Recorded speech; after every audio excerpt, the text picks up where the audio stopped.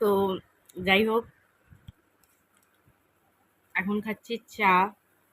11টার সময় চা খাচ্ছি, জানি না ভাত কখন খাবো। চাটাই খাওয়া যাক। এমনি তো কোনো কাজ করিনি, সব কাজ পড়ে আছে, কোনো কিছু কাজ করিনি। চা খাবো, বিছানা ঠিক করবো, ঝাড় দেবো, ঘর মুছবো, এ করতে করতে 2-3টে বেজে যাবে মনে হচ্ছে আমার।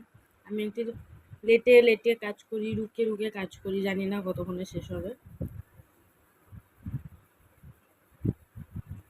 আজ চায়ে আমি চিনি কম দিয়েছিলাম, এত গরমে চা খেতে ভালো লাগছিল না, কিন্তু তাও ভাবলাম বানাই। সসপ্যানটা 2 দিন ধরে পড়ে আছে ফ্রিজে, মানে একটুখানি দুধ ছিল, তো আমি কুড়েমি করে আর মাজিনি। ভেবেছিলাম একেবারে চা হবে, মাজবো।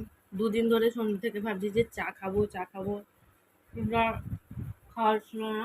যা গরম পড়ছে ওই জন্য বানিয়ে খেতে পারিনি।